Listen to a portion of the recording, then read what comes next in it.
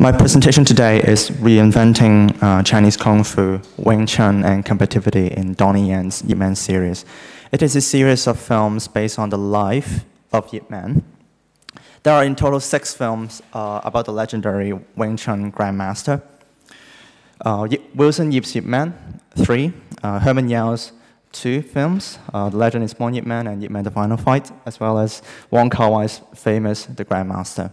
So each of these films, they take different approaches in portraying the lives of Yip Man and different aesthetics as well. Truly, the longevity of the series is to a large extent rely on the charisma of Yip Man as a local hero, rooted in Hong Kong, and his reinvention of a Kung Fu tradition originated from Guangdong Hing's Wong Fei Hung. However, what captures audience attention is the refreshing reinvention of Chinese Kung Fu through Wing Chun. It is aided by a new paradigm of cinematic representation, emphasizing what I call 实战, satsin, competitivity, which privileges practicality over intricacy, efficiency over complexity, quick fight over extended dance performance. This 实战 paradigm adds a sense of practicality to the 真实 authenticity paradigm of Kung Fu cinema, which has long been dominated by theatricality and operatic traditions such as Peking opera. Originally, I used the term combativity instead of combative authenticity instead of combativity, but the notion of combativity can better differentiate itself from previous models, such as Leon Hunt's idea of authenticity. While Kung Fu cinema is built on the premise of realism since its conception, through the story of Wong Fei Hung in 1949, as opposed to the wuxia tradition, swordplay, the genre has highlighted the didactic dimension of Kung Fu, portraying it as a means to philosophical and moral enlightenment rather than as a lethal combat technique. In addition to the content, the theatricality and cinematic expressivity of the genre also undermines the idea of practicality and efficiency. The key question I want to ask is, how should we interpret the Yip Man series in the development of Kung Fu cinema? Is there any difference between Yip Man and Wing Chun and other Kung Fu masters and their corresponding Kung Fu styles? Why is Wing Chun chosen to be featured in the first place, and how does it become so predominant in recent Kung Fu cinema? Using Donnie Yan's Yip Man series as a case study, this important paradigmatic shift in the genre challenges the common stereotype that Chinese Kung Fu is fragile, feminine, and ornamental. As a specific Southern Kung Fu school based on straight line principle, and as a technique endorsed by Bruce Lee, Wing Chun is represented as a swift, robust, and practical in the series. As opposed to Lee's Kung Fu classics in the 1970s, where Kung Fu is synthesized into contemporary action cinema, Yip Man is the first Kung Fu series that demonstrates a strong emphasis on the notion of practicality while maintaining a concrete link to the Chinese tradition. This synthesis of 实战 and 真实 can hardly be found in previous Kung Fu titles featuring other Southern styles. It's worth noting that Jet Li's Fearless in 2006 also demonstrate similar 实战 paradigm, but when compared with the Yip Man series, it is less characteristic of the Southern style and more of the Northern school, not to mention Jet Li's association with the new wave martial arts in the 90s. Therefore, I select the Yip Man series rather than Fearless as the key text of my study. Although there are 6 Yip Man biopic films in general, I will focus on Wilson Yip's Yip Man series only. Compared with other biopic films, Donnie Yen best demonstrates the idea of 实战 due to his unique action aesthetics, martial art backgrounds, and filmography. In addition, despite the fact that real Wing Chun practice is discussed, such as attack principles, the primary concern of this presentation is the cinematic representations of the technique and how it attempts to make connotation with concepts such as 实战, practicality, combativity, and efficiency. In the following, I will briefly define the 2 key terms that will be discussed at length in this presentation. First, 真实 authenticity is the governing paradigm of traditional Kung Fu cinema, which began from Wong Fei Hung films and the same paradigm can be found later in the films of Yuen Woo-ping and Lau Ka-leung in the 80s, 70s. Featuring unarmed, realistic hand-to-hand combat, the Kung Fu genre is meant to be differentiated from the fake, fantastical wuxia genre. However, I will argue that the genre's underlying theatrical origins, to a large extent, undermines its development towards a cinematic representation of real combat situations. Second, the Shizhan paradigm, combativity, is derived from the films and martial art philosophy of Bruce Lee. Rather than focusing on what is authentic in a Chinese context, Shizhan highlights practicality and efficiency. And most importantly, I will argue that Lee's work cannot be categorized under the Kung Fu genre, despite Lee's affiliation with Wing Chun and Chinese Kung Fu. While the Shizhan paradigm can often be identified in martial art action cinema, it has not been identified in Kung Fu cinema before the Ip Man series. Contrary to previous formulation, the Ip Man series emphasizes combativity, and it is constructed in 3 dimensions: aesthetics, narrative, and stardom. Apart from the use of real techniques, archival authenticity, by Leon Hunt's terms, unmediated performance, cinematic, and physical risk, corporeal, this new accentuation in Shizhan not only offers an additional framework to the study of Kung Fu cinema, but it also helps renegotiating the position of Chinese Kung Fu in modern society, where practicality and efficiency remain a predominant part of martial art training in practice. The first dimension that constitutes the Shizhan paradigm is the Ip Man series' innovative action aesthetics, which can be categorized into 3 concepts: Kwai, Fai, velocity; Kun, brutality; and Chun, accuracy. First, Wing Chun highlights directness in punching and takes the shortest traveling distance in attack. Rather than showing clear movements like Hong Ga, Wing Chun is flexible and highly complex in attack and defense. In Ip Man or Donnie performs 13 moves in 3 seconds in 2 shots with his fights with Jing San Zhao. There's little or no undercranking in the scene. That means speeding up the movements, common in the 90s. Rather, the continuous combo is followed by slow motion. It is true that conventional Kung Fu filmmaking practices such as pause, burst, pause pattern by Broadwell, or one-by-one tracking shot, and slow motion are used in such a short sequence. Yet the scene's brief yet highly complex upper body movement performed in high speed differentiate Ip Man from other Kung Fu films. It is common to find high-speed undercrank movement in New Wave Kung Fu film, as I said already, like Once Upon a Time in China by Jet Li. There are usually full-body, spectacular movement performed in unrealistic speed. Wing Chun movement, in contrast, are more delicate and complex. Its representation relies on intricacy and dexterity of choreography, and the techniques can only be performed in real speed without any technological mediation. Second, the concept of Kun, brutality, is manifest through the series' portrayal of Wing Chun as a straightforward technique in taking down an opponent. The fight scenes in the series are gritty and brutal, keeping special effects to a minimum. In Ip Man, Yip requests to challenge 10 karate students in a dojo after witnessing the death of an honorable Chinese Kung Fu master. Yip brutally tortures them by dislocating their arms, stepping on their necks, and breaking their spines, etc. To amplify the effect, audience can hear the sound of cracking bones and joints. These visual horrors are clearly shown in full-body, cross-section medium shot. This exercisation of violence puts Ip Man in the same paradigm with Bruce Lee rather than with Wong Fei-hung, who are prone to demonstrate lenience and mercy in and after fight scenes. When Ip Man fights the last student in the dojo, he even holds his head and keeps punching the student's forehead and nose until he bleeds to death. This kind of brutality is rare in the history of Kung Fu cinema. Third, the notion of Chun refers to the ability to end a fight as quickly as possible by hitting the right target at the right time. It stresses the efficiency of punches and kicks in real combat.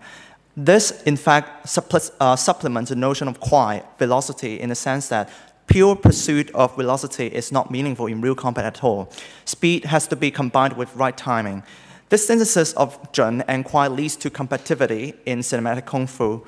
The length of fight scene in Yip Man is brief, in which 70% are shorter than 2 minutes. The percentage of film dedicated to martial art training and fight scenes is only 14%, compared with 55% in the 36th Chamber of Shaolin in 1977, and 33% in The Secret Arrival in 1976. The idea of Chun can be understood in macro level as well as in micro level. Not only is the series' overall fight scene shorter than that of the traditional kung fu film, the time taken to take down individual opponent is also short. Of 10 master Yip Man fights in the dojo, he knocks out 3 in 2 seconds, 1 in 3 seconds, 5 in 4 seconds, and 1 in 5 seconds as well. Rather than showcasing fancy techniques, Yip aims for speed and accuracy, hence ending the fight as soon as possible, as opposed to extended dance performance in traditional kung fu cinema, in many of Jackie Chan's films. Next, the second dimension that constitutes Shizhan paradigm is series portrayal depiction of Wing Chun as a practical kung fu different from other Southern style in the narrative. First, the series emphasized Wing Chun's simple yet practical principles. Although Southern Chinese kung fu techniques features hand-to-hand combat in general, there are different degrees of practicality within the extensive Nanpai, the Southern school martial arts system. Surely, Northern martial arts such as Bagua, the 8 trigram fist, tend to feature aestheticized circular movements as demonstrated by Gong in the Grandmaster, which is often considered feminine and ineffective in combat. Yet, stylistic kung fu form can also be found in Nanpai. For example, Hong Gar is famous for its extensive animal style, dragon, snake, tiger, leopard, and crane. Wing Chun, in contrast, primarily focuses on 3 key techniques: Tan, spreading arms, Bong, wing arm, and Fok, prostrating hand. Second, not only does the series directly portray Wing Chun as a practical kung fu style, it also indirectly distinguishes the style from other Southern school as well, especially those schools with stylistic forms. In Yip Man 2, Yip is challenged by Southern Kung Fu master in Hong Kong. In order to increase the difficulty, the test is held in a Basian Tai. It's a table, okay? It's a huge table. While everyone expects Yan to show off some impressive skills, especially acrobatic movements, and get onto the table, he simply walks and jumps up there. Yan defeats 2 masters who practice kung fu style with distinctive forms. One is the expert of Tang Lang Quan, Northern Praying Mantis, and the other of Ba Gua Zhang, the 8 triumphant fist, both of which are from the Northern origin. All these fight scenes seem to reassert the superiority of the Southern Wing Chun technique over the Northern ones. In addition, Wing Chun emphasizes not only simplicity in forms, but also in its teaching. According to Yip Chun, Yip Man's son, when Yip Man taught Wing Chun in the 1950s and 60s, he deliberately abandons traditional Chinese terminology such as Wu Xing, 5 elements, and Ba Gua. Yip prefers practicality rather than complexity in delivering the basic forms and concept of Wing Chun. In Yip Man, when Yip shared his views on reciting Kung Fu slogan, he said, "It's useless to remember the slogan." Excuse me. It's useless to remember the slogan of your technique. The most important thing is to hit your target. This is what he said in the movie. Okay, this reiterates the importance of practicality in Kung Fu learning and shows that Yip takes a simple approach in teaching Wing Chun. Third, throughout the Yip Man series, Yip has been arranged to fight with different non-Chinese martial art disciplines, including karate in Yip Man, Western boxing in Yip Man 2 and 3, Muay Thai in Yip Man 3. Rather than simply defeating other Kung Fu schools, the series intends to show that Wing Chun can go beyond the Chinese context and is useful in dealing with non-Chinese martial art disciplines. It is worth noting that the selection of these non-Chinese martial art disciplines is based on their combativity. These disciplines are generally portrayed as the opposite of Kung Fu in their forms and application. Karate, for example, has been imagined since the 1970s as a ruthless mechanical discipline signifying progress and modernity. Western boxing is a synonym for physical powers, masculinity, and efficiency, which is the opposite of the Kung Fu represented in cinema, weak, feminine, and ornamental. Muay Thai has a connotation with brutality due to its lethal knee and elbow techniques. In Yip Man 2, Yan is not allowed to kick in a boxing match. This is especially significant when one considers kicks as an embodiment of the Northern School or Chinese Kung Fu. Yan can only depend on the practicality of Wing Chun. When he finally beats the boxer using his bare hand, it suggests that the Southern technique of Wing Chun can be as pragmatic, if not more than the Western boxing. In Yip Man 3, there's a TIE fighter attempts to assassinate Yip Man in an elevator. Muay Thai is known for its highly efficient close-quarter combat, as it turns the whole body into a weapon. By defeating Muay Thai in the film, Wing Chun is portrayed as a more powerful technique in close-range combat. In brief, the portrayal of Yip Man and Wing Chun in the series is to pragmatize the traditional Southern technique, recontextualizing it from the context of Chinese Kung Fu school, i.e. the binary opposition of Nan Pai and Bei Pai, to the arena of real combat. The third dimension that contributes to Shizhan relates to the issue of stardom. In the case of Yip Man series, the choice of Kung Fu star playing Yip Man has a substantial part on the idea of Shizhan. First, one of the major reasons why Donnie Yen can better demonstrate the Shizhan paradigm is that he did not come from the theatrical tradition. Although Donnie Yen made his Kung Fu debut through Yuen Wo Ping's help in the 1980s, he belongs to a very different background when compared to other Kung Fu stars and choreographers descended from the lineage of Long Fu Wushi, that's Dragon Tiger martial masters, such as Jackie Chan, Sammo Hung, Yuen Wo Ping, and Lau Ka Leung. Yan is also different from Jet Li, as Jet Li primarily focused on traditional Chinese Kung Fu in his martial art training. Yan, on the contrary, prefers multidisciplinary approach, which is crucial to the construction of Shizhan in the Yip Man series.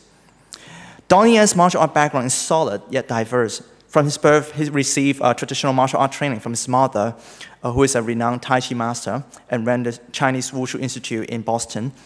Admittedly influenced by Bruce Lee, Yan rejects the idea of monolithic martial art training and pursues combativity.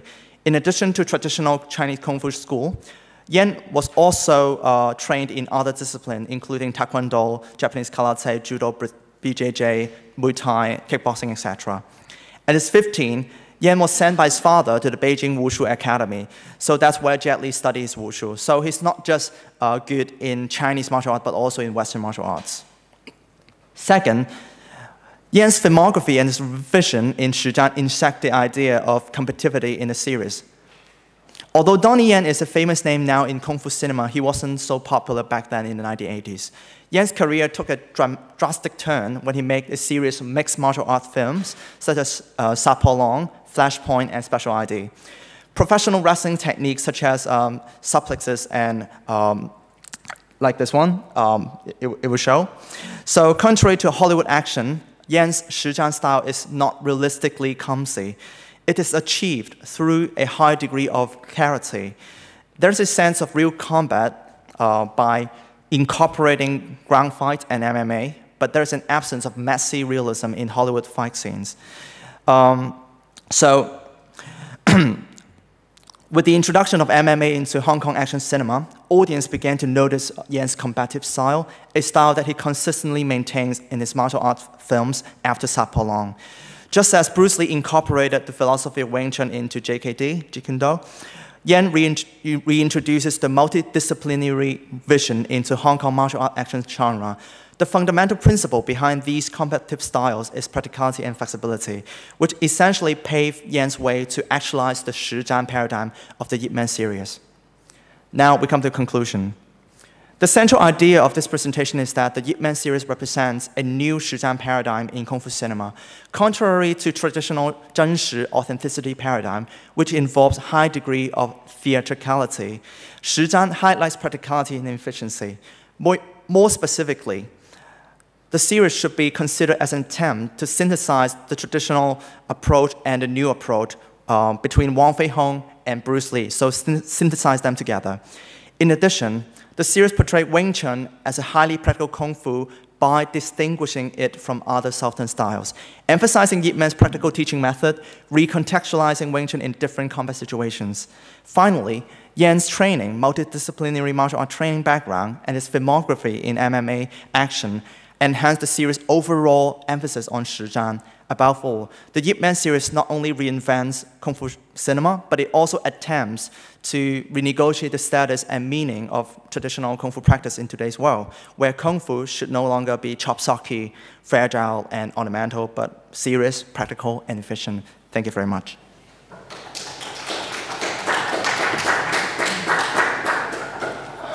Thank you very much for this interesting insight. Any questions or comments?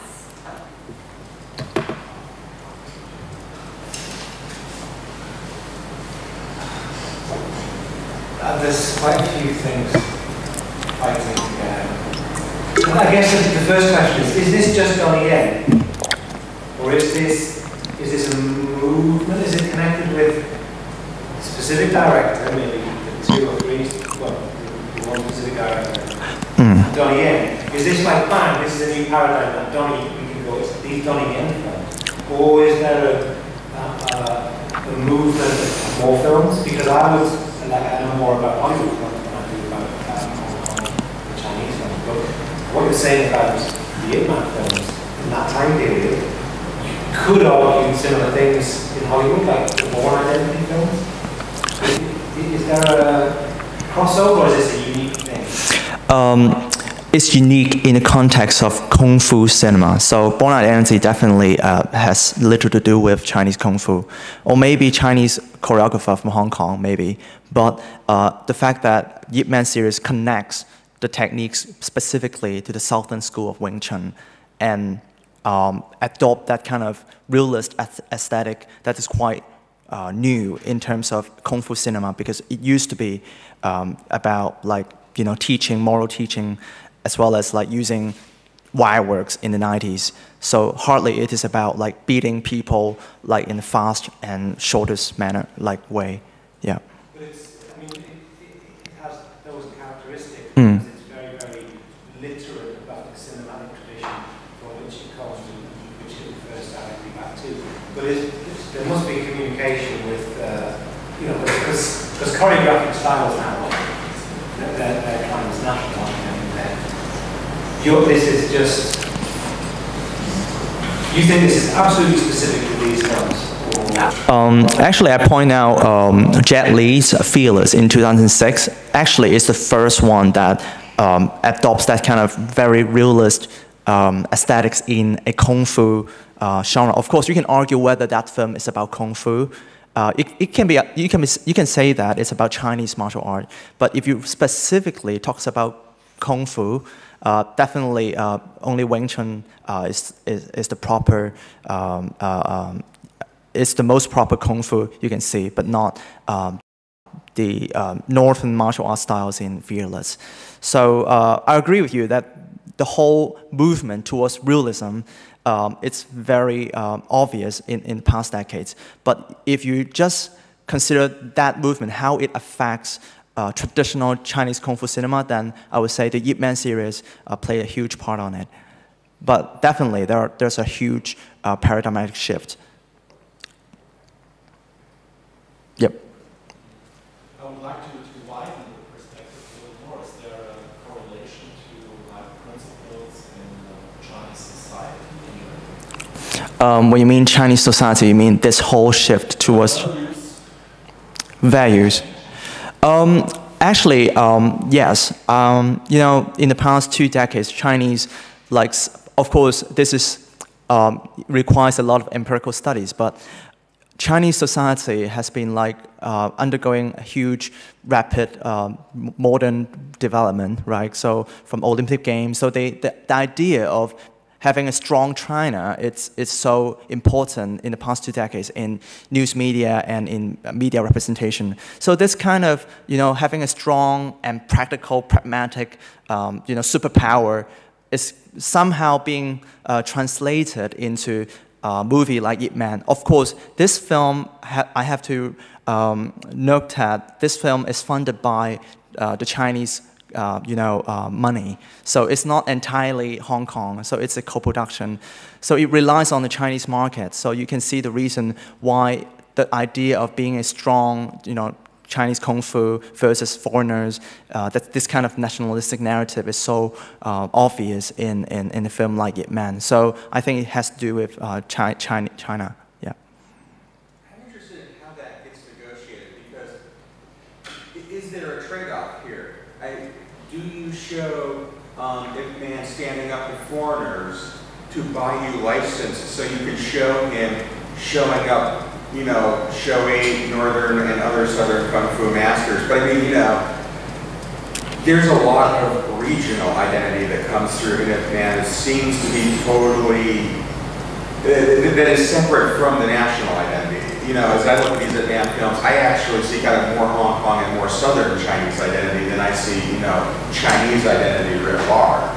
How does that get negotiated here? Okay, so from the perspective of a Hong Kong audience, then we can definitely find lots of regional identity more than Chinese. So it really depends on the spectatorship. So if you're a Hong Kong audience, then you see the Hong Kong part in it. But if you're a Chinese audience from mainland China, then you see the nationalistic part. So it really depends on where you look at. So I think what Wilson Yip and Donnie Yen is so successful is that it not only emphasizes the Chinese identity, but also the Hong Kong identity as well.